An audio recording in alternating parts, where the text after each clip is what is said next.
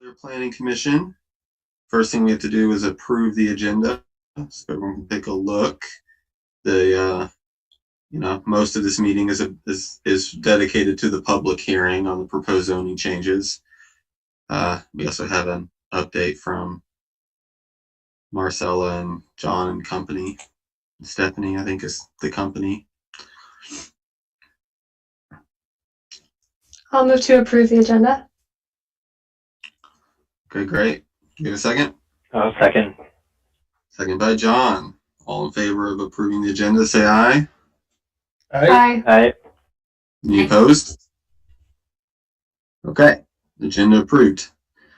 So moving on, we have comments from the chair. I do have a couple of things I'd like to comment on tonight.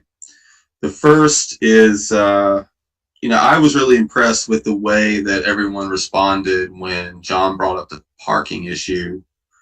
And I think that I'm going to, take that cue and have us do more of that. I think that, I've taken it really slowly and trying to push any kind of agenda since I've been the chair, but that doesn't mean I don't have a whole list of things that I think would be great for us to consider. And I realize that I've been doing this for, I think, a year and a half now. So I think the time might be where we start adding some more discussions like this to the agenda. It seemed like everyone was really responsive and we can get a lot done. So you should all expect from me, items added to the agenda that are similar to this parking issue, like issues where we can, do some changes to the zoning potentially if the group wants to, and have a discussion about that. So in other words, I plan to be a little bit more active. I also invite anyone to reach out to me about adding items to the agenda. So if any of you have a similar thing that you'd like for us to talk about and possibly act on, let's do it. I think the only criteria I would ask is that you have a concrete idea of what you would like us to do. If it's too amorphous, it may not be very productive. But if you say, in this case with the parking, if you have an idea, like I think that we should, remove the remaining parking requirements in the zoning, then that's a concrete thing for us to talk about. So hopefully everybody is on board with that idea. And if not, let me know if you have any concerns about what I'm talking about. And you can do that offline or during this meeting. Do we have any reactions to that? If not, I can move on to my other thing. Okay. So the other thing that I wanted to bring up was for us to make sure that we're getting together and organizing and doing our subcommittee work. And I've been guilty here too. I need to schedule, for the two subcommittees I'm on, I need to schedule some meetings because it's been a while and we haven't done anything. So just as a reminder for everyone to try to meet and discuss and try to get some work product if possible out of those things. I'm just bringing it up now because, as a group, we had decided that this is how we want to proceed. And so I don't want us to lose our momentum that we had in deciding to do it this way. So yeah, let's just make sure that we meet and then get back to the bigger commission soon. And I think that's all I've got to say.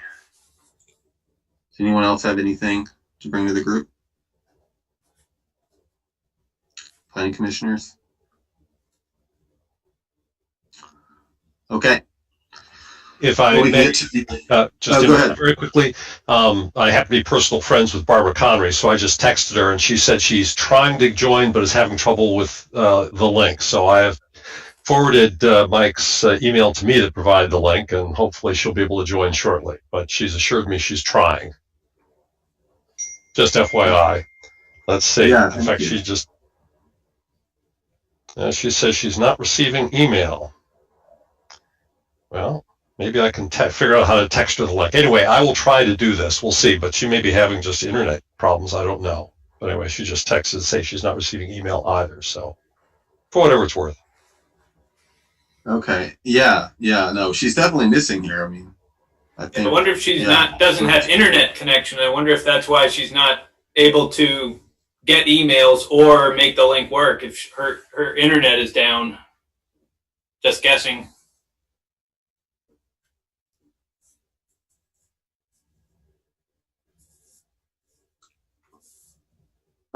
Yeah.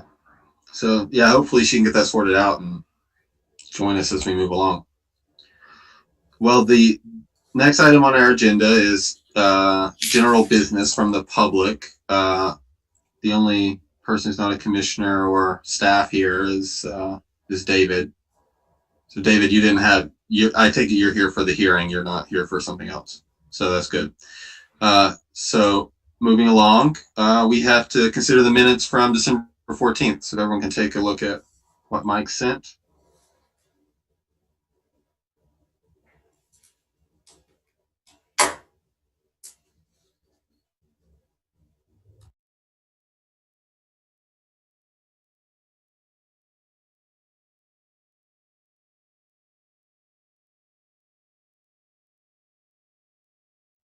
Can I just say that December 14th feels like a lifetime ago? Second. I'll second that too. Can I just ask a question? Are we going to talk about the parking thing again today? Is it part of the hearing as this suggests? Okay. Yeah, it's part of the hearing, which means that if we decide to do something, then it will go with all of the other recommendations to the city council. Okay.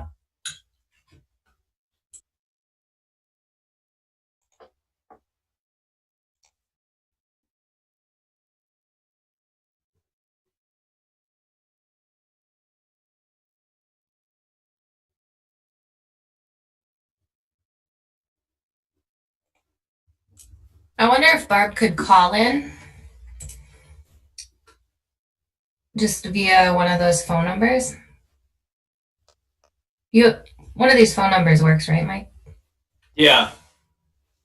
If she is having full internet, maybe she can call.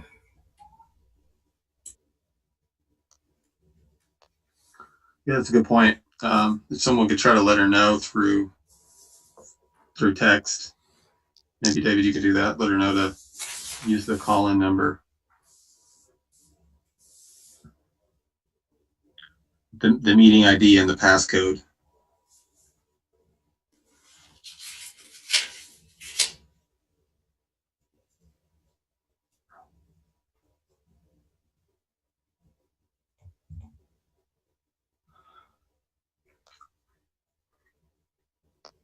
Okay, do we have a motion to approve the minutes?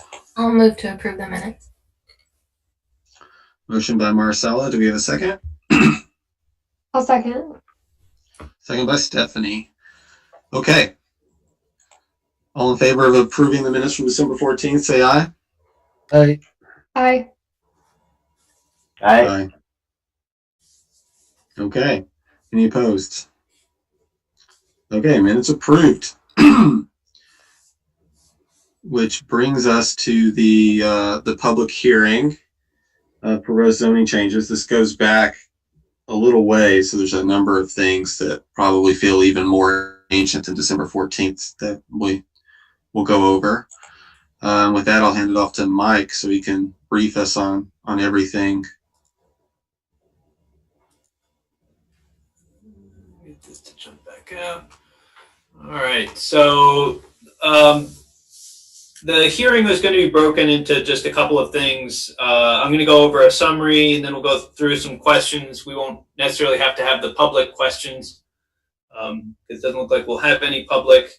But I did want to go through the summary because this is going to be on ORCA, and it is going to get broadcast and taped. So we should go through and summarize everything in case someone else is taking a look at this at a later time.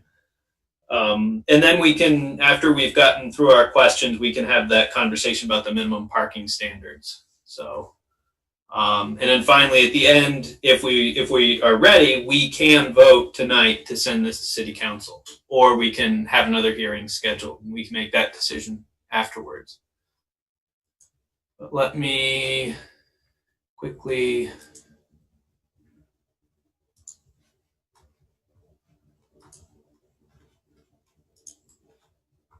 go through this. Let's see if I can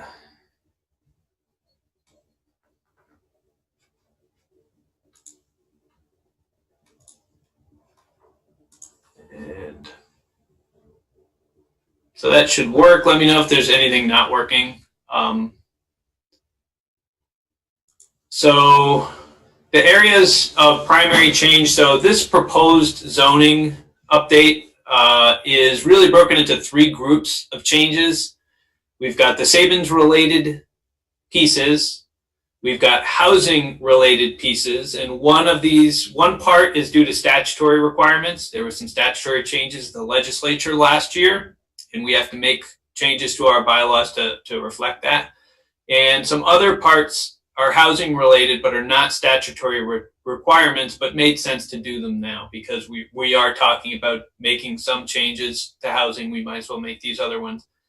And then there are a number of miscellaneous changes, and I will go through them. Mostly are minor and technical in nature. So the Sabins related pieces, there are 3. We have section 3303, which is traffic, the conditional use traffic. And below you'll see there's also subdivision traffic. So and I'm not going over them in word for word strikeout detail. I'm just going to give a high level summary of what the changes are. What was that? Oh, okay. So primarily the traffic was about the removal of the level of service as a requirement, and it was organized to clean up kind of what is a requirement, what's a guideline. We kind of made sure we understood what's the overriding requirement that has to be met, and how do you meet those are some of the guidelines. So we kind of cleaned that up a bit. In section 3404B, that is the new neighborhood PUDs. Accept that one. Okay, I'm sorry. We got Barb, or at least I can hear her. Yeah, sorry. You've only got me by phone. I don't know what happened. I think I made the fatal mistake of accepting the invitation. And anyway, I'll listen in. Thank you. Okay. So we just started the public hearing. We don't have any members of the public here except for David White. So I was just going through a quick summary of what were the changes. And so I mentioned that there are 3 sections, one of which is the Sabins related changes, which are the 3303, the traffic changes that we made.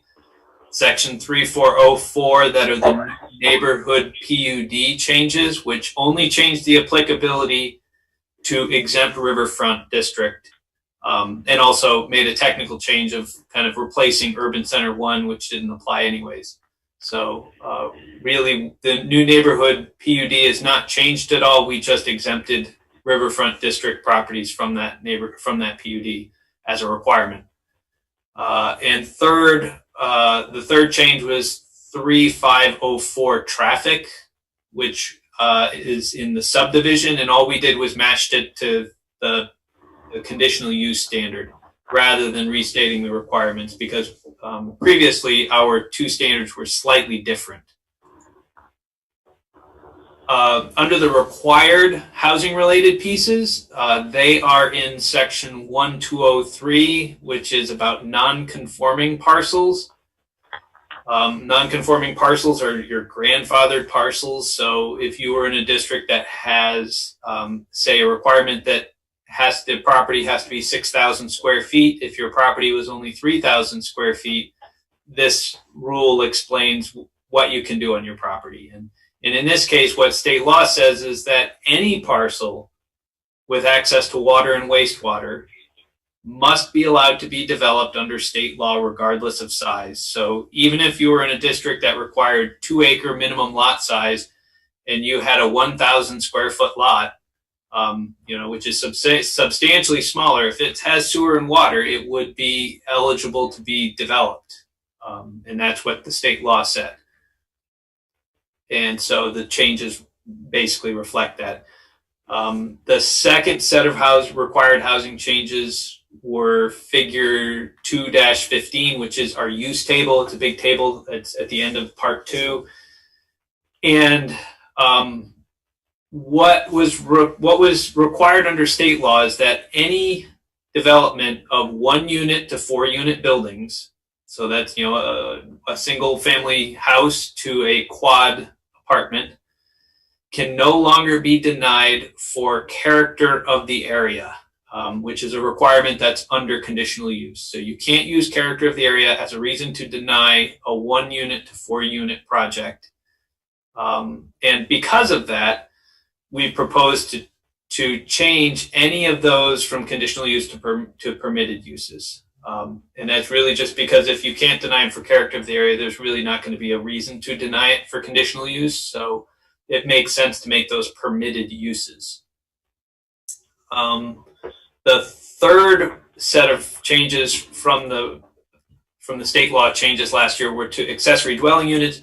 We were mostly already more generous with our ADUs than state law, but there were a couple of small pieces that we had to catch up to, one of which is that under our zoning, we only allowed studio or 1-bedroom apartments as ADUs, and under the new state law, any size can now be required. So we had to remove those studio and 1-bedroom limitations. So you can now have a 2-bedroom ADU or a 3-bedroom ADU as long as you meet the other requirements. So what was not required that are housing related? We've had this discussion in the office since 2018 when the zoning went through. We started to notice there were a couple of inconsistencies with the way residential uses were classed and created gaps and inconsistencies. For example, room and board is a specific use in Section 3, but is not on the use table in Section 2.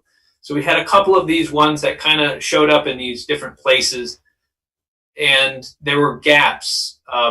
So you would have uses that, or overlaps of things. You'd have congregate living and senior housing, but some senior housing is congregate living. And, you know, if you had a 4-unit building that was senior housing, is that a 4-unit building or is that senior housing? And it started, there's just places where it didn't make sense. So we went through and reclassified into 3 groups. So all residential uses will now fall into either regulation by dwelling units. So that's a 1-unit building, 2-unit building, 3-unit building, 4-unit building, or multifamily. So those are all by dwelling units. And another group is congregate living. And then the third group are specific uses of groups in residential care homes, which are specific state licensed residential uses. So we really couldn't drop them into either one. They really have to be treated on their own. So the dwelling units, that first group, are those residential units that independently contain all requirements for a dwelling unit. So there are a number of them in the definition that talk about having to have a kitchen and a bathroom and living space.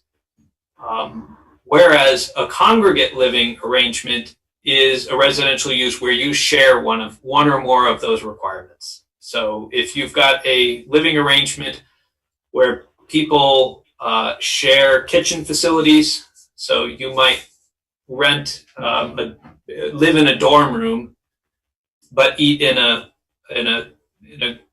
group kitchen. Well, that would be a congregate living. Dormitory living would be congregate living. So that's the difference between the two. So there are a number of rooming and boarding is a congregate living type of arrangement because usually you're renting rooms, which you can live in independently, and then you share the kitchen facilities. Sometimes you'll share the bathroom facilities. It really depends on how the arrangement is set up. So that's the difference between the major groups of dwelling units and congregate living.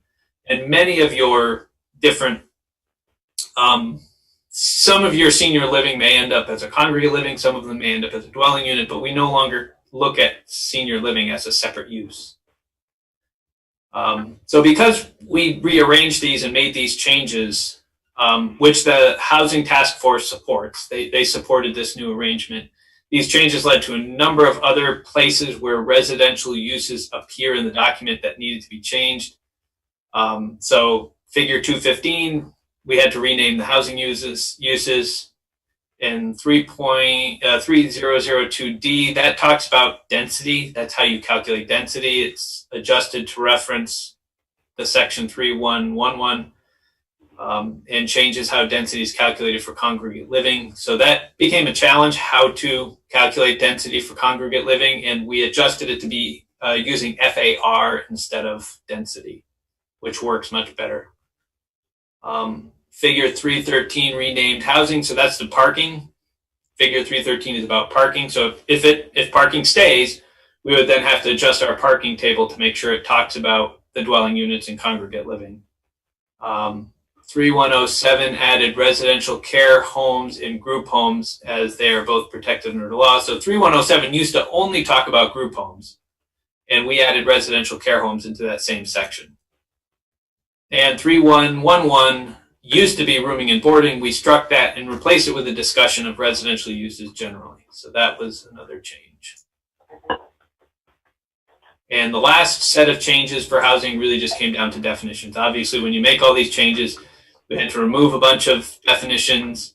There was one policy change that we kind of went through, and I know, John, we had talked about this in the past. There was a requirement for dwelling units that said you had to be a minimum of 250 square feet. In light of a lot of the conversations about tiny homes and everything else, and it doesn't seem like there's a overwhelming use to keep that in there. So I was just going to recommend striking, remove the minimum 250 square foot requirement. Rooming and boarding, skilling, we had to add a definition for congregate living, and we had to amend a definition of household, because now that term only applies to dwelling units. So I'm going to try to be quick about what are the miscellaneous ones. Minor fixes to transition areas for buffers on the natural resource map. So we have an amended natural resource map that's a part of this application. It's just, they're very minor transition areas. If somebody really is interested, I can show them to them.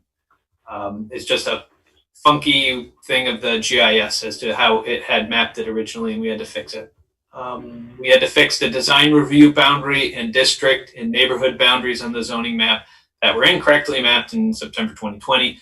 So that's up on Terrace Street. We were supposed to remove 2 properties, and we, for whatever reason, when we did the GIS map, it removed 5. So we got to put those 3 back to where they belonged. We had discussed all the maps and looked at all the maps, but the map that was actually warned was wrong. So we had all looked at other maps that were correct, but the map that was in the hearing document was wrong, and therefore we have to readopt to fix that. Some other changes, again, these are just random miscellaneous things that have come up as a result of projects. One is applicability. So 1004 is really what needs to have a zoning permit. And we have, and point B, added a requirement that removal of vegetation in certain areas such as wetlands and riparian buffers triggers a zoning permit. So what we found is there's just a random, if all somebody is doing is removing vegetation, it technically doesn't trip a zoning permit unless they've already had a project there and it's a condition. So somebody, unless, if somebody has a project or has not had a project and has riparian buffer on their property or has a wetland on their property, and all they're going to do is go in and cut down the vegetation in the wetland, it actually isn't a violation of our zoning because it doesn't actually trigger the need for a permit. So we just needed to add language that says if you're going to remove then you need a zoning permit, and therefore we can either give a notice of violation or deny the application. Section 1301 adds rules regarding reasonable accommodations for ADA. So we didn't really have a process for these reasonable accommodation requests, but there was a discussion on the VPA listserv about these, and the zoning administrator and I discussed it. We really thought that was appropriate and good. We didn't take the ones that were online, but we took the spirit of it and kind of really drafted some rules that we think were good and appropriate and help to guide somebody if they have a reasonable accommodation request. We now have a process that says in these cases it's administrative and the zoning administrator can simply approve it.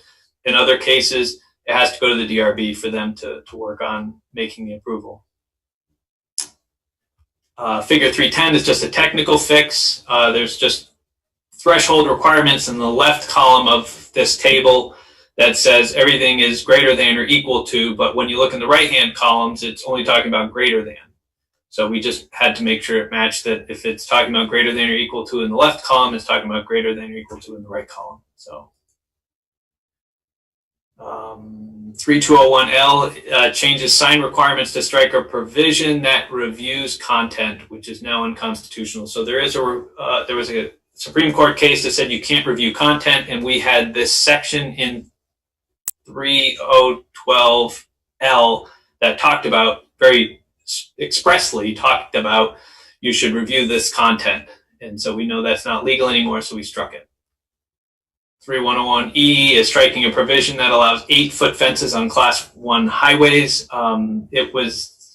It's allowed in other places, but I don't think the intent was to allow them on Class 1 highways, which could be Main Street. The Class 1 highways are a lot of the main routes through town, and I don't think we would be wanting 8-foot fences. And fences generally fall under permitted uses, so it would be very difficult. So the only place 8-foot fences are allowed is if you have a property that abuts I-89. You can have an 8-foot fence. 3105 changes the title to match the content. So it was the title of 3105 is home occupations, but inside that talked about home offices, not home occupations. So we just changed the title. Outdoor seating applicability changes to apply to patrons. So we had an issue in 3205, which is about outdoor seating, where somebody was just coming out to put a bench. It wasn't for patrons, but they had to go and meet all these requirements for patrons. All the rules are really talking about, customers.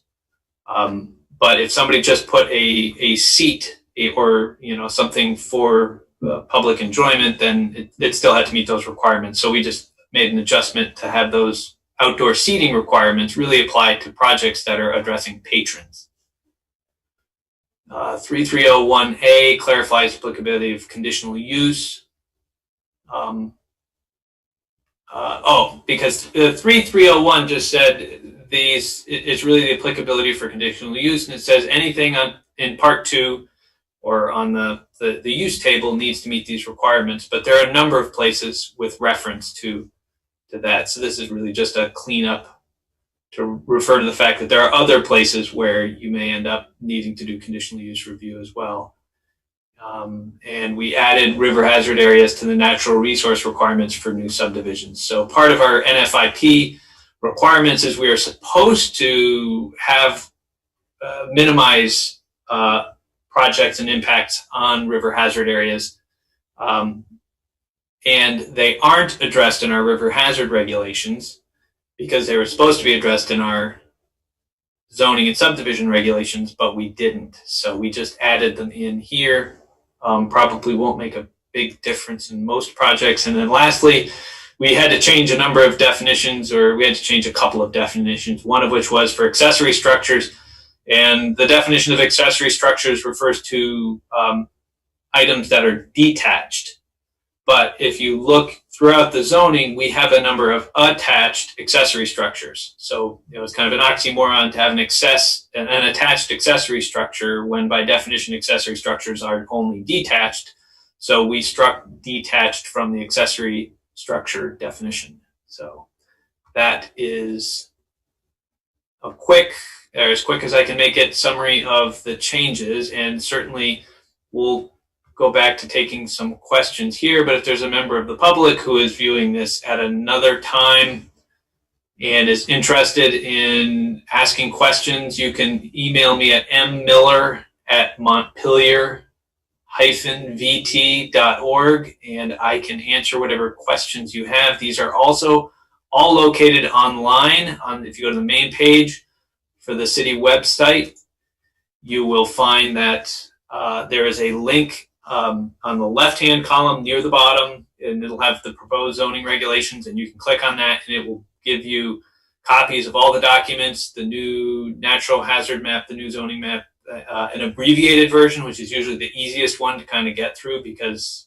it is just a printout of the pages where there are changes in the zoning, strikeout copies, and you can review them there. So I guess I will turn it back over to Kirby for the next step of just taking questions and comments from anyone. Yeah, thanks a lot, Mike. Yeah, that was quite a lot of like technical stuff there. I guess for background to remind us, you talked about a number of things. I had actually over the last few months I've missed a meeting or two, so it's possible because some of it was new to me. Is some of that material supposed to be new to us? Like, because it seemed like some of it was technical changes that you've made administratively. A couple of the miscellaneous ones may be new to you guys, or we didn't get into them very much because a couple of them were technical. As I said, the only policy changes that were really in miscellaneous, one was the removal of the 250 square feet for the dwelling unit definition, the change of the fencing, the 8-foot fencing, and that was just one that was noticed by the zoning administrator. She was like, I don't think that's really what the planning commission had intended when they wrote this, but officially people can have 8-foot stockade fences on Main Street if they wanted it. And well, not in downtown, you have to go through design review, but in other places, Route 12, you could put in a 8-foot stockade fence on the property line. And so I don't think that was our intention when we wrote that. So I don't think there were too many others that were real policy that really affected the policy of things. Yeah, I wasn't thinking that they were very policy heavy. I was just clarifying that in case there were other planning commissioners who thought, I don't remember that. Yeah, so yeah, some of this is a little bit new to us. Yeah, just so do we have questions over any of the items Mike went over?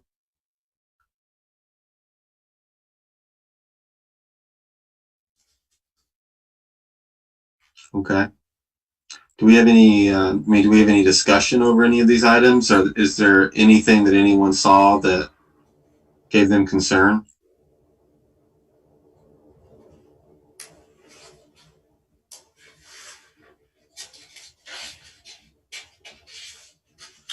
Okay, so we have a very timid hearing right now. Then, David, did you have anything, being a member of the public?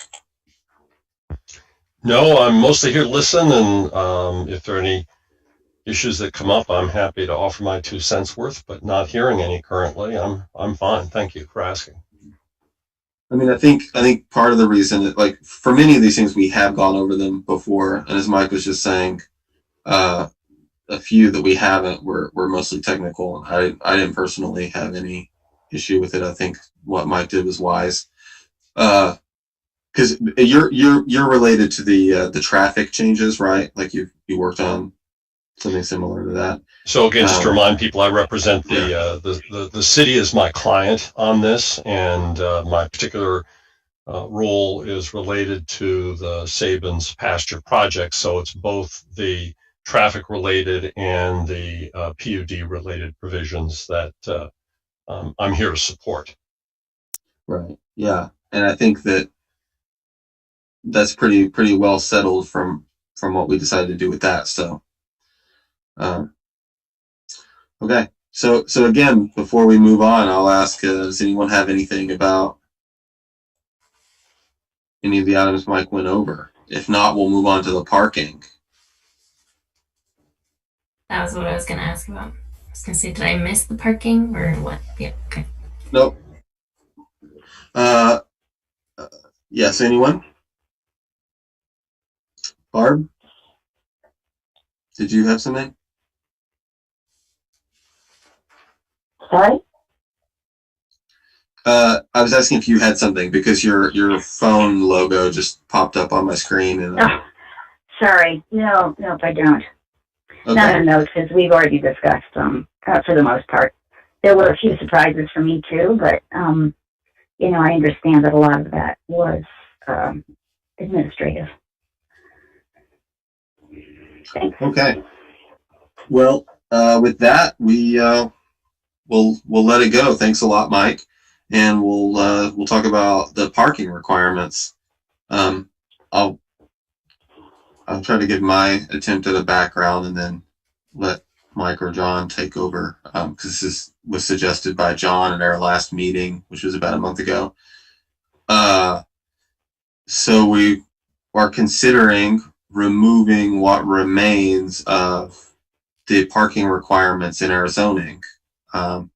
For many residential uses, they've already been removed, but there are some that remain, and we've questioned, or at least some of us have questioned, whether it's useful to have that and whether it's actually meeting the policy goals intended and whether it's good planning.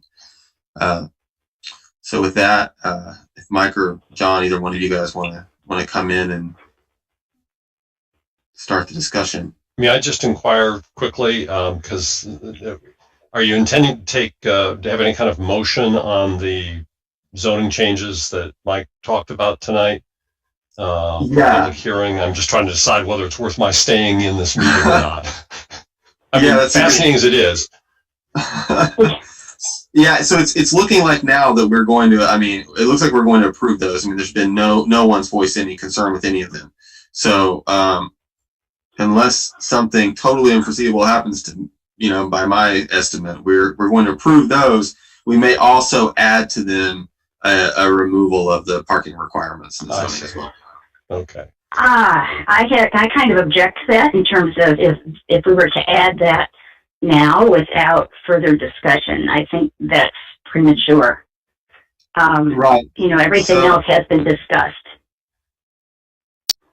Right. So that's the intent is that discussion is going to take place right now at this meeting, and because that's why this is my understanding too. And anyone correct if there's anything procedurally incorrect, but it's why Mike put it on the agenda the way that he did, so that we would have the option of making some change to the parking, because it was warranted as part of this discussion. My only question is, Mike, you offered to let folks who are watching this later provide feedback after the fact. Would that, if we voted now, would that kind of make that feedback moot, or can we incorporate? They would need to bring the feedback to the city council.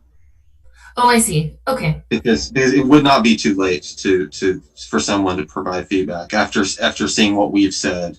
Because there's the next step. Okay, of course. Thank you. Yeah. But if the public does have questions or does have comments, they can still contact me, whether it's in the planning commission's court or whether it's the city council's. They can contact me about questions and comments, and if it happens to be going to city council, then they can also contact their counselor to go through and say, I support this or I don't support this. Okay. So that would be their choice. Okay, great. Thanks.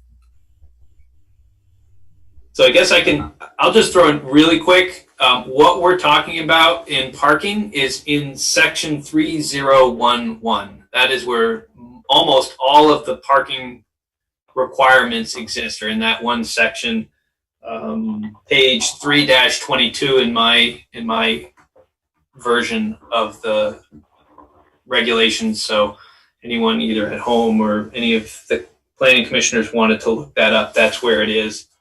And so the one question I have, I guess I'll ask John, is your request to remove the parking requirements and minimum parking requirements entirely for all uses or just for the residential uses? I would advocate for it being for all uses. Okay.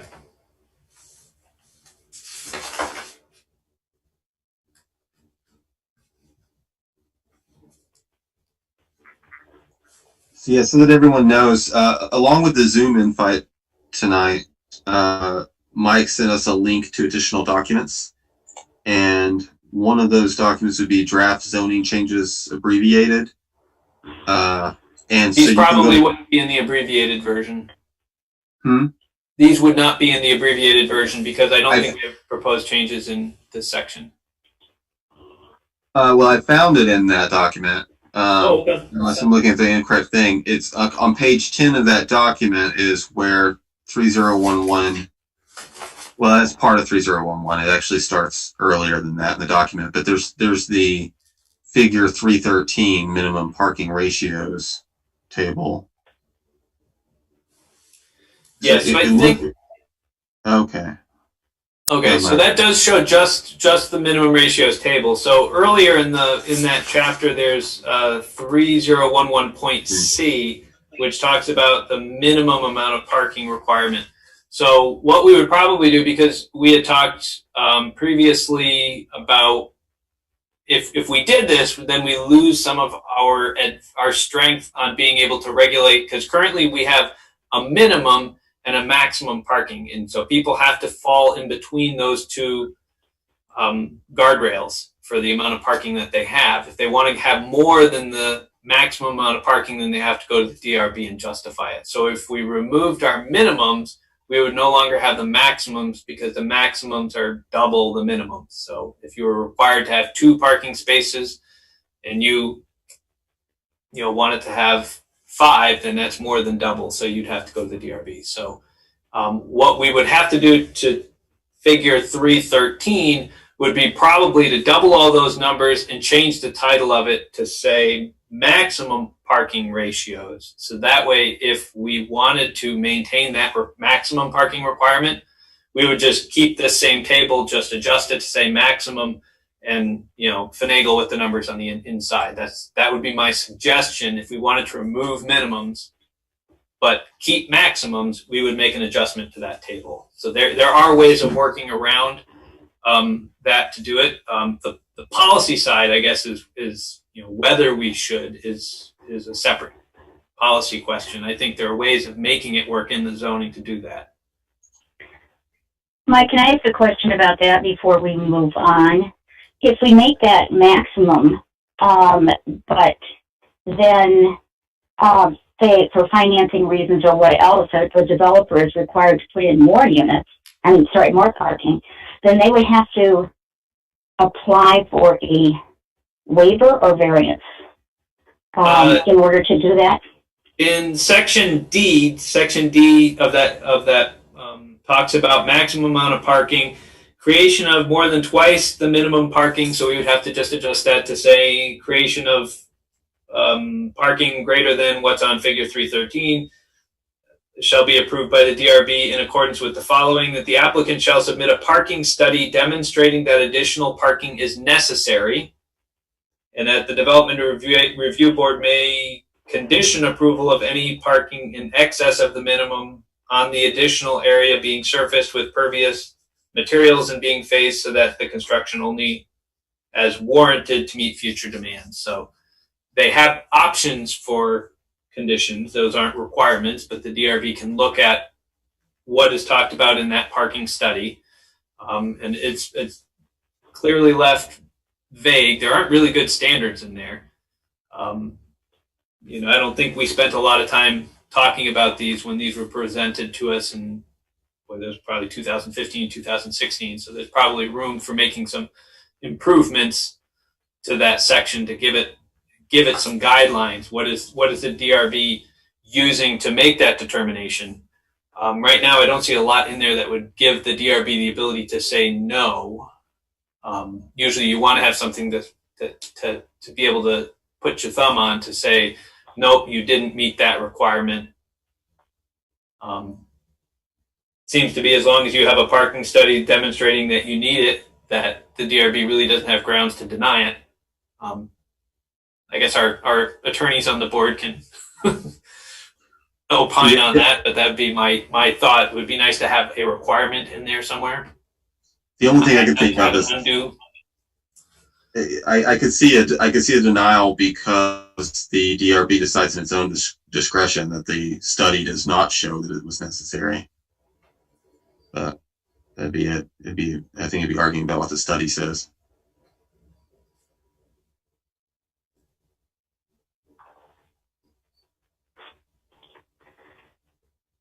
Be a pretty bad developer if you just submitted a parking study that said you do not need this much parking. Probably happened. Well, we know what happened with the transit center, and that they ended up putting in more parking because the various tenants felt that it was necessary. and I'm not exactly sure how that was qualified in their application. So it has happened in the past where there have been modifications to this. I'm just concerned if we turn figure 3-13 into maximum parking spaces, although, that would be a really nice thing to do. I just am worried about what's going to happen as a fallout of that. It's already the case, though, right now. Pardon me? That's already in existence right now. 3-13. That is currently a maximum right now. It's currently, figure 3-13 is currently minimum parking spaces. But there's a provision to double that is a maximum. Oh, right. Yeah, I'm not talking about that. I'm sorry. I thought that what Mike was suggesting is that we turn this figure 3-13 instead of being minimum parking ratios to turn it into maximum parking ratios. In which case, I just don't know how that could impact other parts of the ordinance. I think what Mike's suggesting is it currently is a maximum parking requirement. It's just that those numbers are doubled. If we remove the minimum parking requirements, they'll be referencing no table unless we keep a table in. So I think what Mike's saying is we double those numbers and then just explicitly call them maximums instead of the way it is now. So it would change nothing in terms of the process and what we currently have for a maximum parking requirement. It would just remove the minimum. I see. Yeah. Okay. But still, at this point, we have not yet discussed taking the requirement out completely. Right? Correct. It's we still have to get to the policy. I was just mentioning it from the functional standpoint. I think we could, having taken a look at how our rules are written, I think John's proposal to remove minimum could be, it's not a huge undertaking to rewrite the parking standards to do that. I think we just, we remove point C, which talks about minimum, and then we make some adjustments to point D, and we make some changes to that table. And I think, so what sounds like a major change to the parking would actually have a minor effect on what's written. The question is now going to be a policy standpoint. Do we think that's a good idea? What are the implications of not having a minimum parking requirement? Sometimes the argument is that this will push additional, where somebody doesn't have off-street parking, they may put in additional units, which those units would use on-street parking, which may be severely constrained in certain areas. And there are certain neighborhoods. Berry Street obviously has some parking issues. The lower sections of Elm Street can have some parking issues.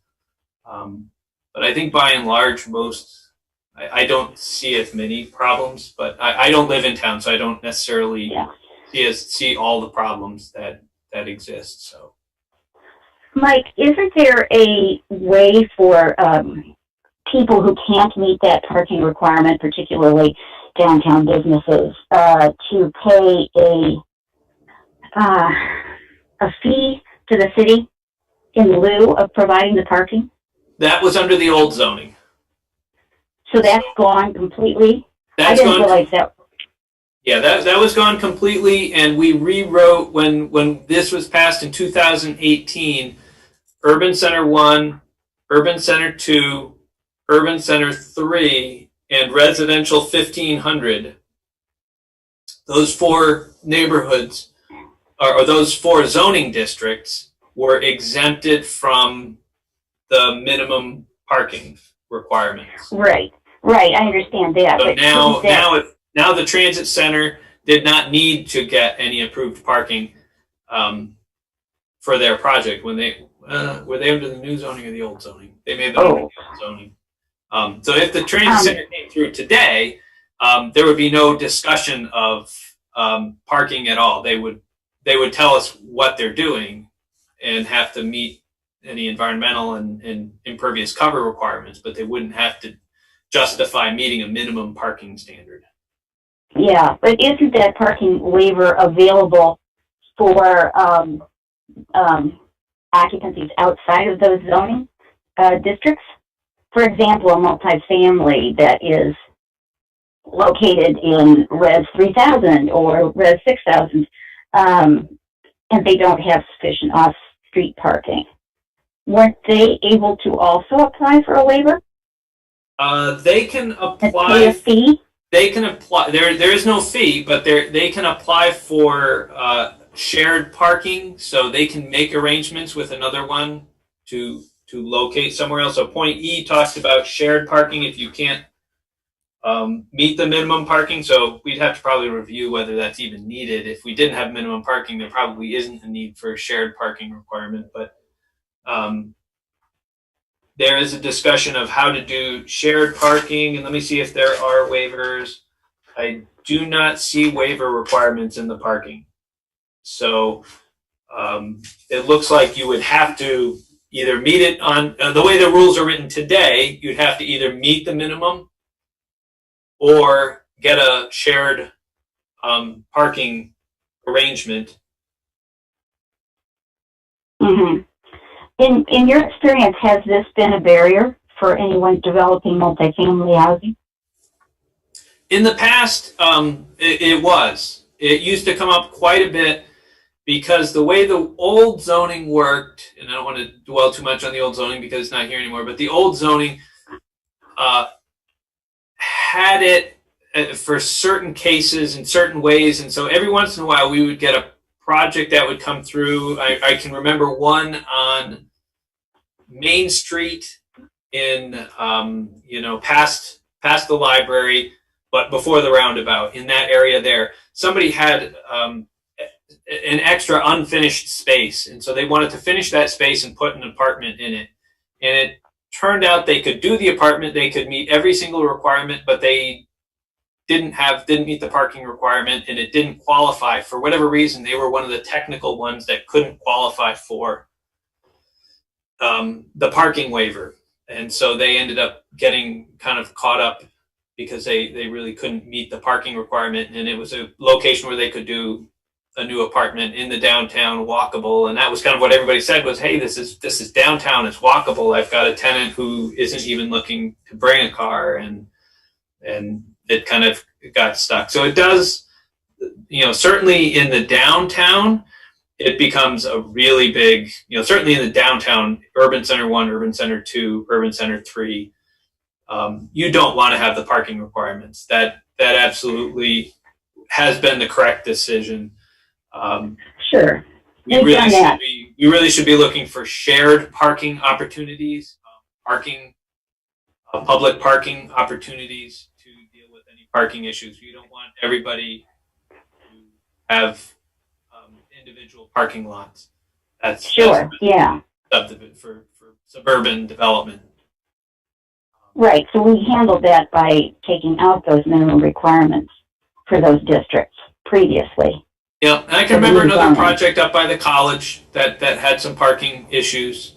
They had the vacant space. They took a carriage house that they renovated, and it turned out that having to meet the parking requirements ended up being one of the barriers to putting in that additional unit, even though they didn't think there was a big push for it, and they could park on street without causing a big problem. And so it does. I would say it does come up periodically, but for the most part, most places, as I said, they're kind of these two extremes. There are three areas. You got the two extremes. You've got the downtown, where we don't want to have everybody having their own parking. We want to have shared parking. We want to use public parking. We want to use on-street parking because we want to have that density, and we're never going to meet that density if we have a parking space for every unit. On the other, you have the lower density areas, the rural areas, the residential 24s, those areas there where there's no reason to have on-street parking. Everybody's got a single-family home, maybe a duplex at most. The requirement is 2 parking spaces. They can easily fit all of their cars onto their properties. It's just when we start to get to this little bit in the middle that where we start to have some question of whether minimum parkings have value. If somebody wanted to put another 8-unit building on Berry Street and was not going to put any off-street parking, they're like, I'm just going to, right now I've got maybe somebody right now has a 8-unit building and they have a parking lot with 8 parking spaces. And we change the zoning and they say, awesome, I'm going to take my parking lot and I'm going to put a new 8-unit building on there. So now we've displaced those 8 cars onto the on-street, and we've added another 8 cars. That's the potential policy implication. Will it happen from an economic reason? I don't know, but that would be the situation where we know Berry Street has a lot of parking problems. Is this something that could cause more problems? And I guess that's the question that kind of has to get kicked around and decided by you guys, and then I can implement it into the zoning. Yeah, it seems like this will. It's unlikely that it'll have a huge impact in terms of what people currently do and how things are developed. But even if it's like 2 units, like Mike was saying, that's like 2 families in Montpelier that we've told they're not welcome here because we think that they need a space to store their car on our property, when we have like 15% of households in our city that do not own a car. Like, why on earth would we require a space for them to store a huge metal object that they don't own? It seems crazy. Not in the public interest. The data says that there are quite a few people in Montpelier who live in Montpelier and still drive to work in Montpelier. So, I'm not saying that that's what we should promote, but I just think that in my opinion, it's extremely elitist of us to say that we don't think that renters should have cars. It would be great if they didn't have cars, and we all want to work towards that possibility of getting rid of cars as much as possible. But we also don't want to tell people, renters, that, oh, God, you can't move here, I realize, because we don't have any parking for you. And if you imagine that there's a family, they've just gone to the grocery store, they're coming home, and they can't park near their unit. So they're going to be schlepping all of this stuff back and forth. Or if they have young children, at least now we can make sure that they have one reasonable parking space that's available for them near their unit. It may not be next to their unit, but it will be somehow designated, and someone else won't have it. I think it's great.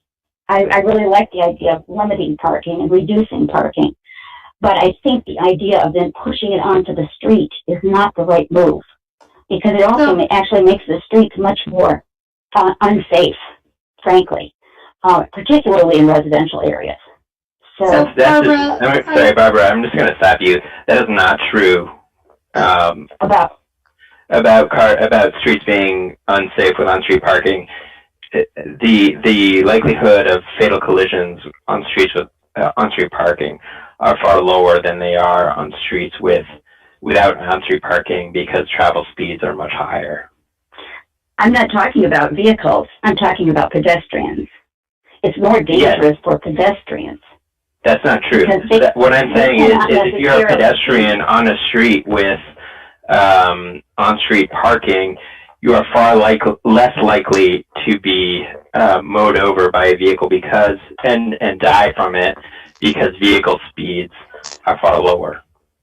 Well, if you're an adult, but that doesn't mean that, my concern is kids, crossing the street at any place, which actually does happen. And then on top of that, the other piece that bothers me a lot is just what it does to our neighborhoods in terms of moving all of that parking on street. So now, what might have appeared to be it was a 3-unit building, but it really didn't have a lot of impact on the other single-family homes in the area. But then once you move that parking on street, it's pretty clear what's going on, and it really does change quite significantly the characteristic of the neighborhood.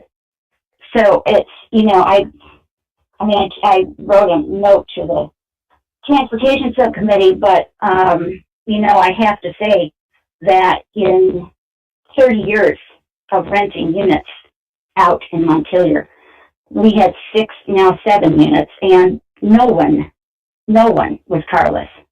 Now, it doesn't mean that we wouldn't like to encourage that. Oh, and these were all walking distance to downtown.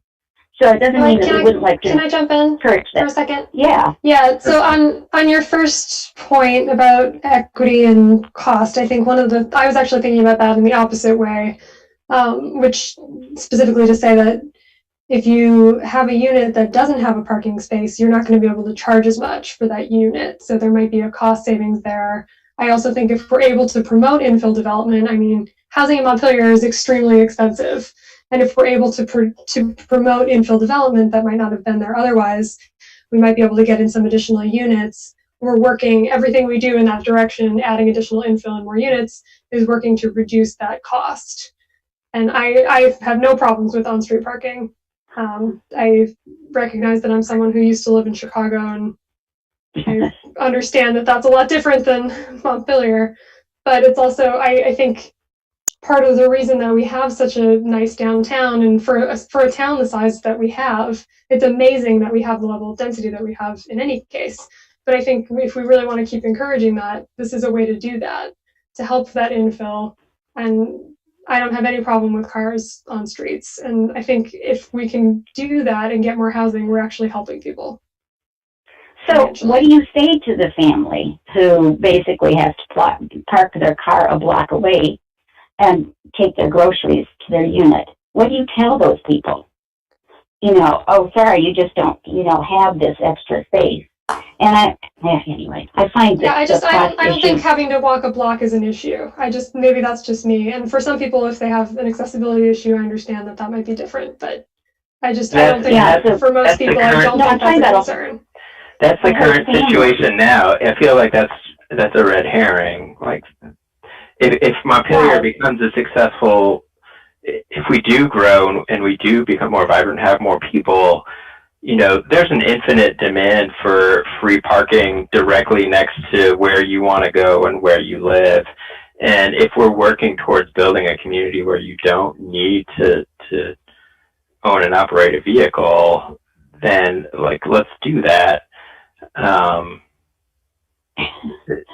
suggest that because we eliminate on-street or we eliminate parking requirements, that the straw man family will not be able to find a place or rent a place that has a vehicle that they can park, right next to their housing unit. I don't know, just doesn't.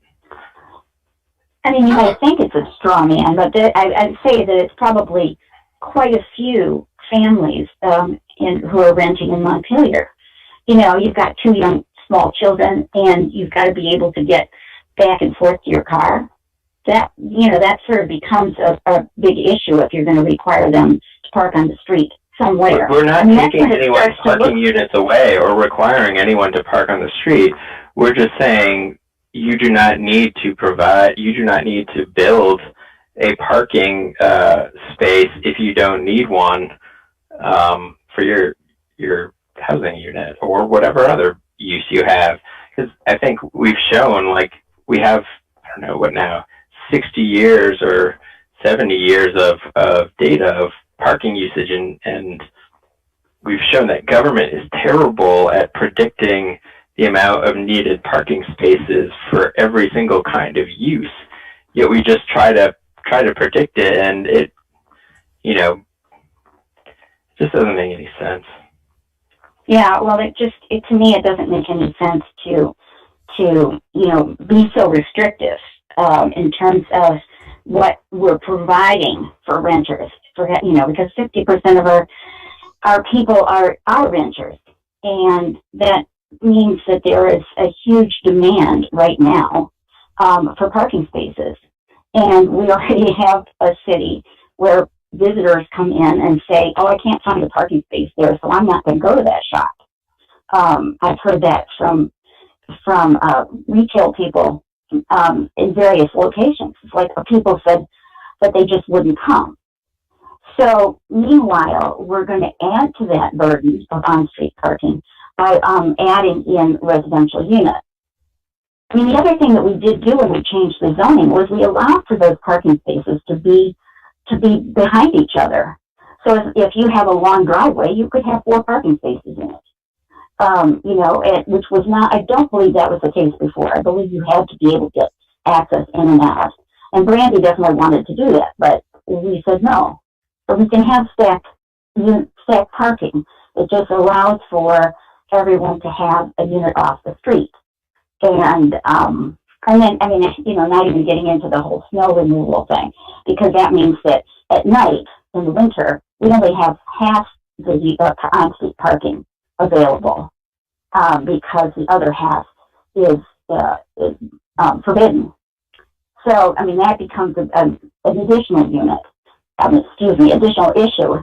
So it just seems that, we're not solving a problem here right now.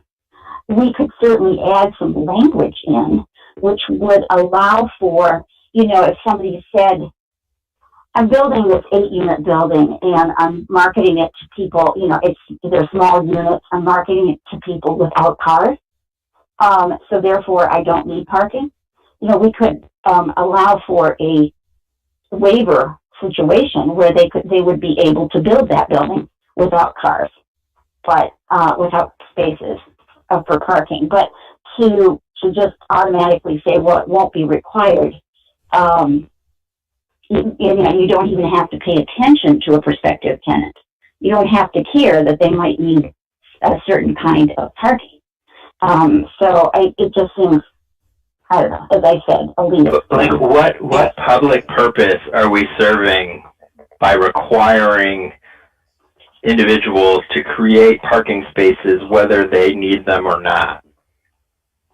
Well, the likelihood is that they do need them. You don't know who needs a parking space when you're building a building. That's right. I think there's an equity issue in terms of, John, you said earlier, we're telling 2 families we don't want them in Montpelier because we're requiring parking instead. I think if you're putting up a bunch of new housing that might be rental housing, and you give people no place for their car and they do have to walk, and we're not talking about a block, we're talking about across town to the one lot that's available over on Berry Street. And it could be in the winter, and it could be people that don't have a lot of capability to do that. I think that we're telling people of certain income levels or ability levels that they're not welcome here, in my opinion, if we do it that way. So what I wanted to chime in on is about that, because there's been a lot of discussion, but I don't think it hasn't been said enough in this discussion that the market will work these things out, that landlords can't, just because government allows it doesn't mean that a business or a developer can do whatever they want. They still have to follow, the economics of it and the finances of it. And most people do have cars now. And if a developer does not consider that their potential tenants will have cars, then they're going to be at a major disadvantage, because there are plenty of the rental and the housing that exists right now does provide parking mostly. And those that don't are, we're going to have a problem of not being able to charge as much rent. That was said earlier, and I think that that's very true. If you look at the rental market right now, a couple of major observations. There's hardly any. Second, they provide parking. That's not the main issue if you're in the rental market right now. So I think the market will resolve some of these. So I think that it is, I don't think that it's a big problem that we're all of a sudden going to have rentals that don't have parking. I think there was a leap there in this discussion, I think, of like allowing this. And another reason why that I'm not worried about that problem is that bear in mind that most residential uses right now don't have a parking requirement. There's only a few residential uses on that table, that parking table, that we will be excluding. If we include commercial, it's actually going to be, I think, a lot more. And someone correct me if I'm misunderstanding, but this will impact the commercial uses much more. And I think the concern that was voiced earlier about people coming in to shop and not finding parking, I think that's a much more real problem than renters having a problem with parking. Oh, We aren't going to solve parking demand and supply with parking minimums. Right. I also on the downtown piece, Kirby, and Barb, you brought that, you started this conversation. I want to point out that it's actually significantly better for our downtown that people park and walk past other businesses. They will spend more money if they do that, and I think for the purposes of people who can't walk, it's important to have some spaces. But it's in the benefit of our downtown to have people park in a parking garage and walk all the way down all the way down State.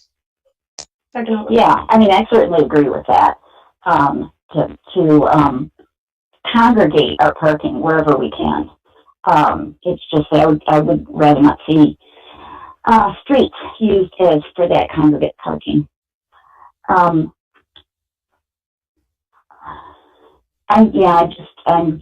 just feel so strongly about this. Oh, the issue of the market will adjust. Well, we all know that now currently we have like a 1% vacancy rate. It's very low. So if some of the existing landlords decided that they wanted to take out their parking, they could point to the zoning ordinance and say, well, yeah, I'm no longer required to do this. So, I'm not going to keep this up. I'm not going to plow or do any of that. So it just seems as if now what we're saying is we're trying to be someplace like Chicago, where everyone has to park on the street almost.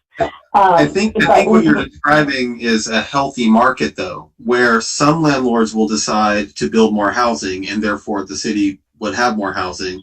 Other landlords would decide not to do that, and then those that provide parking will be able to charge more, and then the tenants would have choices, and that's how markets work, and how things kind of work themselves out. So it seems like it's not like a horror story. It's fine. It's true if we had a market where there was a higher vacancy rate, where people had choice, but they have very little. I mean, once units come open, they're snapped up. And if we then say, oh, well, this one happens to fall into the category of no parking, then, the potential renter may not have any choice because they need someplace to move. So, I mean, I agree with you that it could be a market force issue if we had a 4% vacancy rate, maybe, but not with the vacancy rate that we have currently. To me, it doesn't make sense. And as a former landlord, I'll say, I never liked to have to provide parking, but I certainly understood why we were doing it. And it felt like the right thing to do.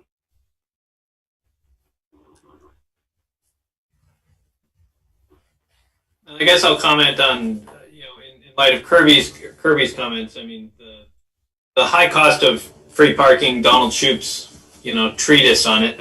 It is quite a book. He's an economist, and he was looking at it from that perspective of trying to decouple the cost of parking from, when he talked about residential units. So if you're a renter and you're paying $1,200, you're paying for a parking space, whether you have a car or not. And that's what his conversation was. And one of his pushes was to decouple parking from these requirements, and the idea is that the economics would take over, that people who don't need parking and don't want parking can rent units that don't have a parking requirement, or landlords could, let's say that hypothetical landlord I was talking about, which doesn't have a minimum parking requirement, has an 8-unit building and has a parking lot with 8 parking spaces. he could decouple under this new zoning proposal. He could decouple parking from the units and go through and say, I have 8 units. They're for rent instead of for $1,200. They're going to be for rent for $1,000, and each parking space is $200 a month. And you can decide whether you want to buy an apartment and a parking space, or just the apartment, or just the parking space, because you might live 2 doors down, not have a parking space, but decide to go 2 doors down and buy the parking space from that other neighbor because it's available. And we have on Sibley Street, I think there's an old lease that kind of works that way, where you have a property which doesn't have parking, but there's another lot down the road that has parking spaces that are leased back to that other unit. So that it basically, where he is going is with this economic model that says, let's decouple it so people who want parking spaces can buy parking spaces, as opposed to requiring everybody who is a renter in Montpelier is currently paying for a parking space, whether they have a car or not. And that ends up being this vicious cycle of feeding itself, that because you have a parking space, it ends up feeding the more cars, people end up being at a lower density, and it ends up requiring that you need a car because we've got lower densities, and therefore I need a car to overcome the fact that we have low densities. The second comment I wanted to make is, as I was thinking about this proposal and we started talking about commercial, at first I thought commercial would be the important one, and then the more I think about it, the commercial ends up being less important, because for the most part, most of our commercial is in the downtown. Our second major area of commercial is Route 2, River Street, and Route 302, which is still River Street. Most of those don't have on-street parking, and therefore they can develop. However, if we said no minimum parking requirements, they're only hurting themselves. They can make an economic decision as to how much parking they want in a ratio of parking to building. That would be an economic decision for them, and they really wouldn't be impacting any neighbors because there's no on-street parking in any of those areas. The only place where commercial, again, comes back to are some of these mixed-use residential neighborhoods or riverfront, and those would be the only ones where it could have an impact. And I just say could. So as I started thinking about the commercial, I don't think the commercial and industrial minimums make any sense, because Tractor Supply is going to make whatever number of parking spaces that they want or think they need. The issue for them is usually having the city putting a limit on making sure they don't have too much, because usually they regulate to the 95th. That's what you learn in this guy here, is that they're regulating to the 95th percentile or 98th percentile. So basically they're building enough parking for the day after Christmas. And for 98% of the year, those parking spaces are empty because they're just built for 2 days a year. So those were the two thoughts that came to mind as you guys were talking about it. I wanted to put out. Thanks, Mike. Do we have any other people who want to comment? Maybe with some priority to Aaron if he has anything. He isn't, or Marcella. I know she isn't. So I've got to admit, you guys, I've been having some connectivity issues, so I missed about 10 minutes of this. It sounds like it was pretty. No, I don't want to wade into it just because I think I missed a bunch of it. So I apologize. Okay, but hey, you missed like the hottest 10 minutes we've had in years. So, well, that's what it's. Yeah, you might want to watch ORCA. I apologize. Get your popcorn. Okay. I was at this point, I feel very not tied to commercial. I don't care if downtown has parking next to the business or not. That doesn't bother me. We can do away with those minimums if we want. Mm-hmm. But I feel pretty strongly that I'm not going to change my mind tonight about residential needing some minimum. As a renter and as somebody who has not had parking, my entire time living in Vermont, I will tell you that, I mean, in my opinion, it's not great. It sucks. I mean, we're not talking about like, oh, I gotta park around the corner. No, it's like a mile walk in a snowstorm to park your car somewhere you're allowed to park it, especially during snow bans. And I don't think, if it's hard for me, it's going to be hard for a lot of other people. So I don't think that it doesn't make any sense to, I mean, I hear what you're saying. I don't want planning to be centered around parking. I don't think we should be using tons of space. That could be something else for parking. I understand it's expensive. I just think that I don't know if I'd say elitist, but I do think that it's an opinion to say that, people don't need parking and they'll just figure it out. I don't think that that's ideal, especially in Montpelier, where it's a pretty damn small town, really. This is not Chicago. This is not Montreal. Right. This is not New York. People need cars. And people have cars. I just don't feel like my opinion here is like way out of left field. I totally understand the problem with parking. Like, I've been doing some reading, I totally get it, but not giving people parking near their place, or, making it impossible to find another unit in Montpelier for rent with parking is tough. And I think it limits us. I think one thing we should clarify, though, because based on part of what you're saying, you should know that most residential parking doesn't have a minimum. So if we change something, well, what do you mean? Because I'm seeing single unit, other residential. There's a minimum there. It's and I mean, maybe I should probably let Mike, being the expert, tell us what are the residential categories where there's a parking minimum.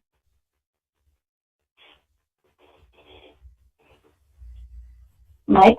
So the easier way of kind of describing it is, so those 4 zoning districts that we talked about, which are really in the core downtown, those zoning districts do not have any parking requirements. Yeah, I looked at those. Outside of that, which is 90% of Montpelier, you do have requirements for all of the uses. So any of your residential uses, and remember we just had the conversation about you've got the ones that are dwelling units and you've got the ones that are congregate living. So the ones that are dwelling units, which are the ones we're most familiar of, single family, 2 family, 3 family, 4 family, and multifamily. All of those, we have a minimum requirement of 1 parking space per dwelling unit, which is a very minimum. So for people for communities that have minimum requirements, that's a pretty low one. Some of them have a requirement 1 parking space for every bedroom. Some of them have 2 parking spaces for every unit. So there are ones that have minimum parkings that are much higher than what we have. We really have about as low of a minimum as you would see, which is just 1 dwelling unit, 1 parking space per dwelling unit. But that would be the requirement. If the amendment passes, the congregate living would be classified by FAR, floor area ratio, because a number of those, think of something like heat and woods. How do you calculate the number of cars needed for heat and woods? It's not really multifamily. It's a senior living facility. So really the best way to do that is with floor area ratio, which is what we use for commercial uses. So, but for most of our uses, we're talking about dwelling units, and that's what would have it. So if you're on Loomis Street, Liberty Street, you'd have a minimum parking requirement. If you've got a quadplex on Liberty Street, then you need 4 parking spaces. And I just wanted us to try to separate. No one is saying that no one that people aren't going to use vehicles or no one needs cars. Or I think that's very different. I think what we're saying is that we will make it legal and possible for something to happen without their needing having the provision to build a space for a car. We're just letting that decision be put on the landowner. And we do provide on-street parking, and if this is a big problem, and in a way, it's good, I think, if our parking problem is exacerbated, because it means people are coming to Montpelier, and we can take steps to address that. And that could be by way of a parking garage, or a lot of different demand management strategies or parking management strategies. But I think by having things like parking minimums, we're not actually doing anything to create any more parking or solve any problems. We're just telling people that they can't come here, or they can't build a housing unit unless they have that space. And I think the reality is that's probably not going to change a whole lot. We are probably only talking about a handful of situations, but I still think it's worth getting rid of it if we can get a few more households in Montpelier. Would it pertain to existing buildings, Mike? I mean, if that change was made, would it pertain to existing multifamily? That's what I'm hearing in the examples. Mike, you're muted. Yeah, I just figured it out. Yep. Yes, I mean it would. I won't 100% jump in, because there's some things that there may be a condition of a permit, so I don't want to give anyone in the public a sense that they would automatically not be able to, because if there was a project that had previously been approved that had a condition in the permit that said they had to have a certain number of parking spaces, then those limits would remain. But if you were, a historic 6-unit building that had 6 parking spaces, and then the zoning changed to say you don't have a minimum parking, then yeah, technically they don't have to keep those 6 parking spaces. They could turn their parking lot into a lawn. They could, if they had enough impervious cover or whatever else, if they meet all the other requirements, they could put another structure on it. They could reuse that parking lot for something else. That would be true.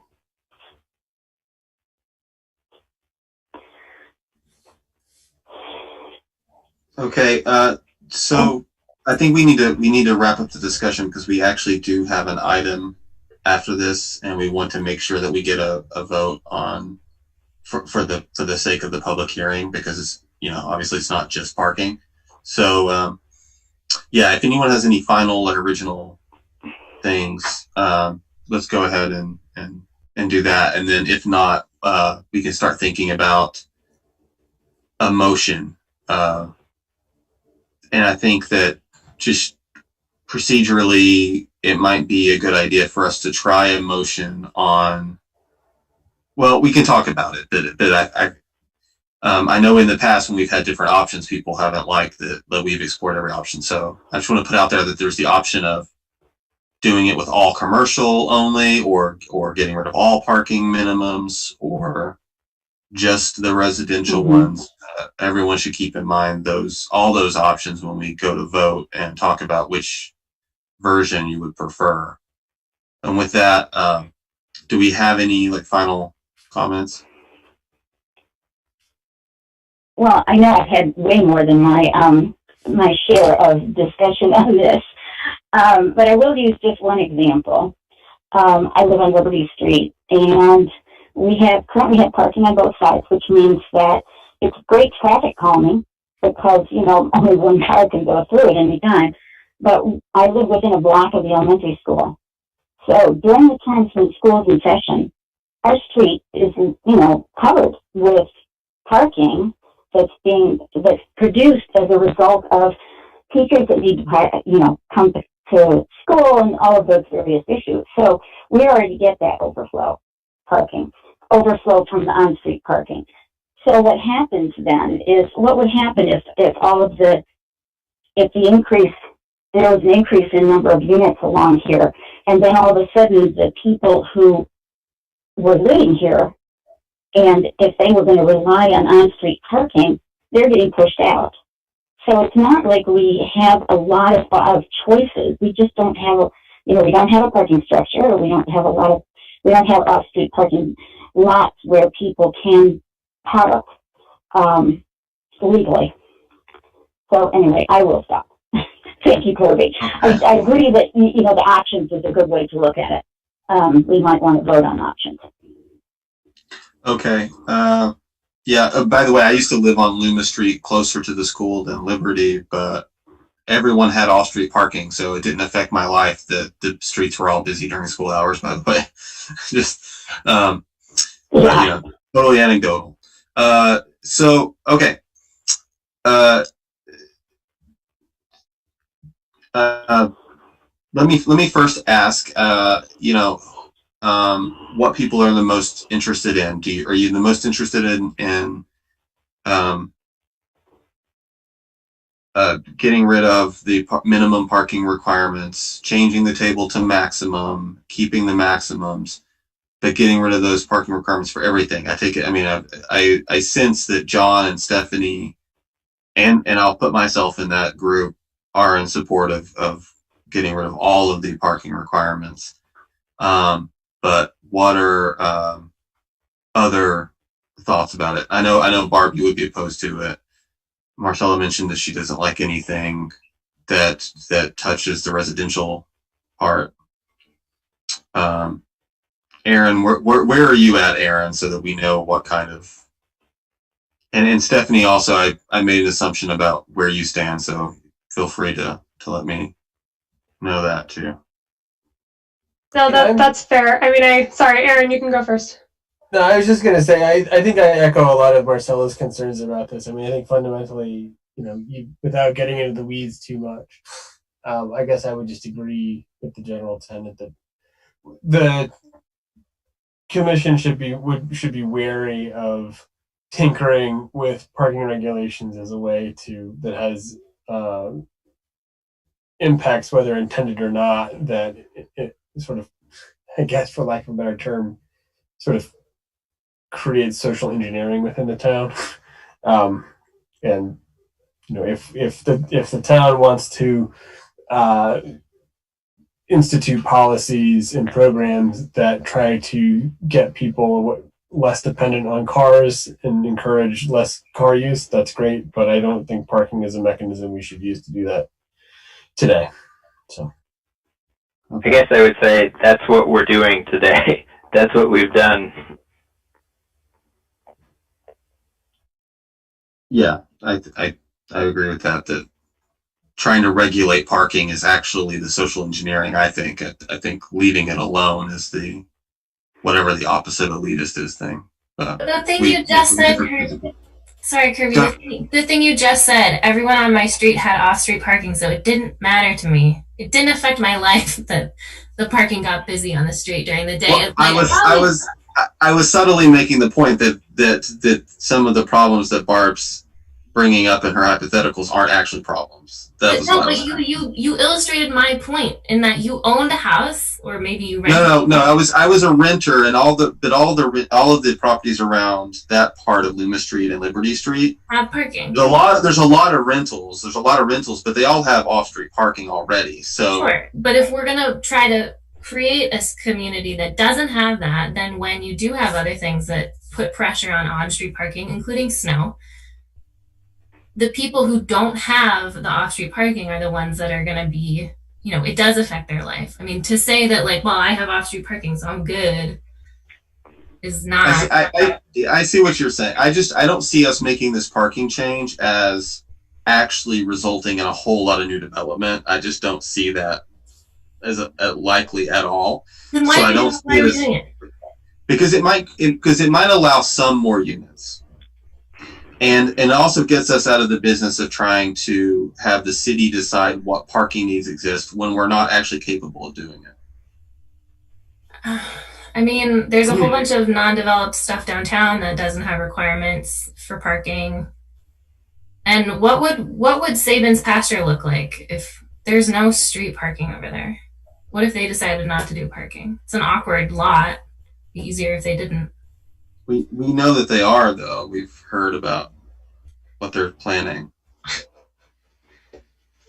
It's not that the cities require. I think if Dave was still there and you asked him, like, why are you providing parking and what's being proposed, or whoever the developers are, I don't think it's not him, but you know what I mean. If we ask, I think what they'll say is, well, in order to be competitive, we need to provide parking because we're not going to do as well financially on this if we're going to lose customers if we don't provide parking. That's why we're doing it. But if that's the case, then why are we saying, like, if I have a choice, if the consumer is choosing parking, why are we saying we're going to get rid of the parking though? Because if we know, that feels like an argument that can't support. Here's what I think we really need to separate. We're not saying that you don't need parking. We're not saying don't develop parking. We're just not telling you what the minimum is. We're letting people decide that. And the reality is most of the time people will build, and people have built more parking than they need. So that removing this requirement, probably isn't going to have a big impact, but it might allow for the creation of a few more units, and that's why I think it's worth it. But we're not starting from the premise of, I think we start from the premise that people, can develop their properties, and then we identify reasons or things that are in our collective interest for having these different regulations that we pass. But I don't think parking is one, or parking on their properties is one where we are in a good position to figure out what that minimum is. Okay, so for the purposes of time, go ahead, Stephanie, and then I'll try to lay out some options for us as far as moving forward. Oh, I think that was Barb. She was rebutting. Yeah. She was rebutting John. Well, in that case, let me like try to move us forward before because we of course we can all we can rebut all night. So a few options here, and tell me what you think as a group. We could discuss this more, as I was just saying. What it would mean is, any action would be put off to the next time we send some recommendations to the city council. So those, especially those in favor of making a change in this area, would you like to just table this discussion and bring it up later? Ariane will be part of the discussion. She'll have a chance to participate, which is a factor. And we can talk about the residential aspect, or we could try to vote tonight, but it sounds like there's only 3 votes for getting rid of all minimum parking. So we would, if we did it tonight, it sounds like we could maybe get rid of minimum parking for commercial uses, but not the residential that exists, unless Aaron or Marcella decide to change. That's kind of the landscape we have. So what do people want to do?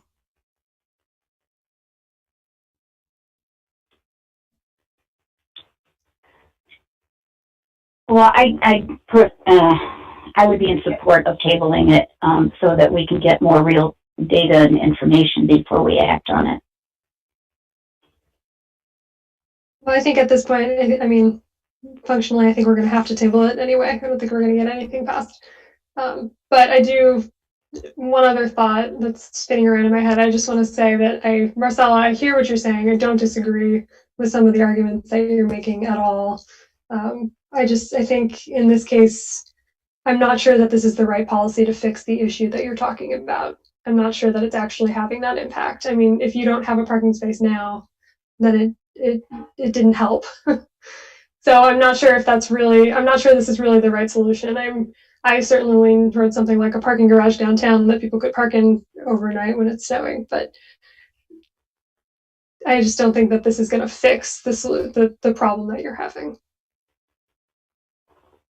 Yeah, I'm trying to think right now of other kind of like, Yeah, but I also think part of what, if I have a hesitation, it's around the new winter parking policy.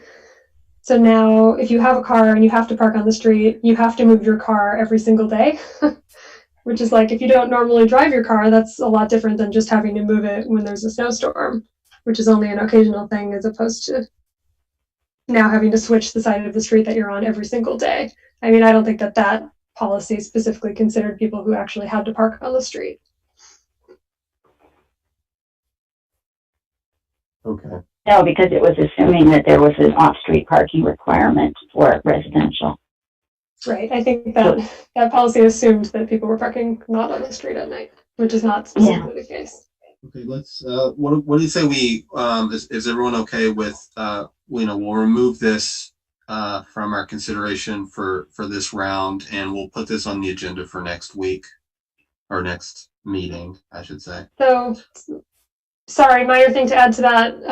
I will not be at the next meeting, so I apologize for that. My husband won't be home, so I'll have a 2-year-old running around, and he doesn't like being ignored very much anymore. He doesn't like to take part. No, he doesn't. No, yeah, he would love to participate, but I'm not sure you guys would appreciate that. Oh, sure we would. Yeah. In that case, I think, I don't know, if we're going to do something with this, it should probably be one where everyone's here. So maybe not on next time's agenda then, but in the next few, if that's, and since John, I want to ask what John's thoughts are, since he brought this up in the first place, and if he feels like that we're being dismissive by putting it off a few meetings. What do you think, John? I got pulled away for a minute, but sorry, what was your question? Yeah, the question is, like, are you okay with putting this off and having us renew the discussion in a few weeks, where hopefully everyone's there. So won't be next meeting. Stephanie's missing, but in a future meeting where we can have everyone discuss it and maybe vote then. Oh yeah, of course. I've been advocating for this for like 4 or 5 years now, so I'm in no rush. So you have time to wait. Okay. We're doing a little bit better about having updates on a regular basis. So if the parking won't make it into this round of updates, but if we have a conversation about it, we can then have something developed. If we're going to make changes, we can have something developed and well thought out that'll go in the next round of zoning fixes. Probably be late in 2021, just because we tend to have these things cycle through with the zoning administrator. So okay, let's pencil it in for the first meeting of February. It's gonna be, I can actually look. It's not like calendars on computers don't exist. February 8th. So let's tentatively plan for that. Hopefully everyone will be here. Hopefully everyone who has a position can bolster they can dig in, because that helps. And we'll talk. Get the octagon ready. Yeah, so we can talk more there. People can do more independent research. Okay, so with that, let's get a vote for the other changes. And Mike, why don't you? Well, no, that's not appropriate to have you tell us what to motion here. Let's see. I'll do it.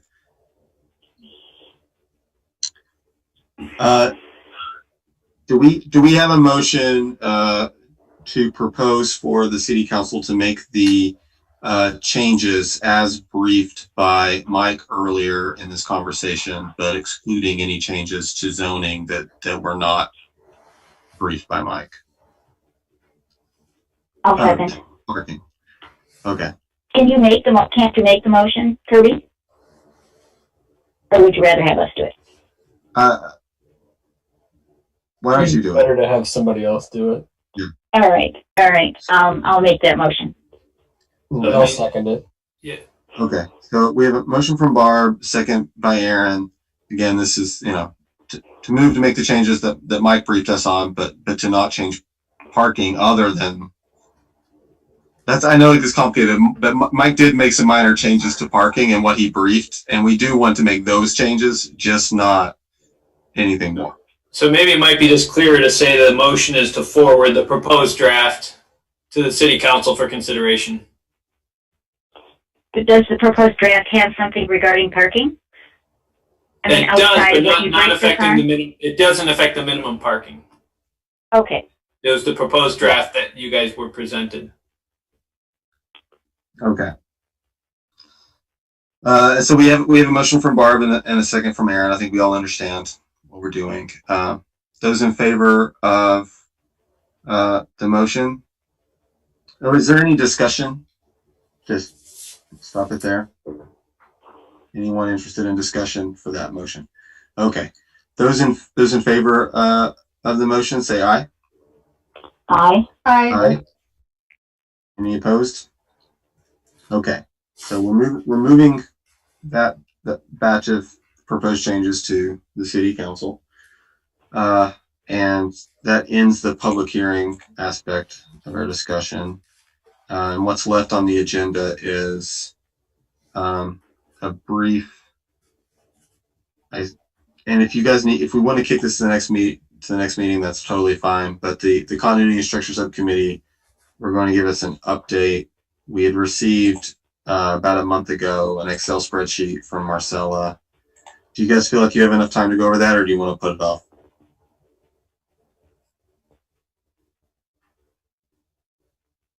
I feel like we could probably do it quickly, but I don't know. It is 7:30.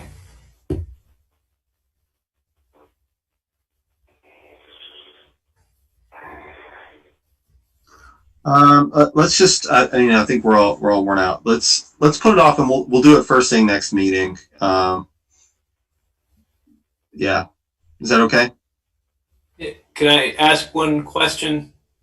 Yep. So I've worked on, because I know you guys were working on kind of how to restructure the implementation in your table there. But I've been working on just to put together the actual draft chapter for historic resources, just as a way so we could start to get that framed. What would you guys like me to do with that draft chapter that I pulled together? I've tried to just kind of come up with a framework, something that we would use as a template that we would kind of repeat. Do you want me to have historic preservation committee take a look at it first? Do you want the continuity and structure subcommittees take a look at that first? Do the planning commission want to take a look at that first? What would be your thought? This would be a chapter like that would go into the final. Yeah, it would be the compendium. I mean, we eventually want to have a web for this to be a web document. So this would be basically the text of the web page, and then at the end of that is the link to the implementation strategy that you guys have already been working on. And then we've been working on all those implementation strategies. We now just have to write 10 or 12 chapters as well. Yeah. But I feel like Stephanie and John, maybe correct me, but I feel like we kind of had thoughts about how we wanted the chapters to look. So maybe we should look at it before. I don't want to be a bottleneck though. Yeah, I also think it would be helpful for either the continuity group or the planning commission to take a look so that we can make any edits before you start doing other chapters so that we can use this one as an example. Yeah, I think because we just had, I feel like we had opinions earlier about what we wanted them to look like. So maybe that would be a good first step. okay, so yeah, if you guys could, I mean, I'll send it out. It's Marcella, Stephanie, and John? Yeah. Yeah. Okay. Yeah, I can send it out to you guys, and if you guys have a subcommittee meeting, just tag me into it if you don't mind, and I can kind of get in on that so I can see what you guys are thinking at for structure.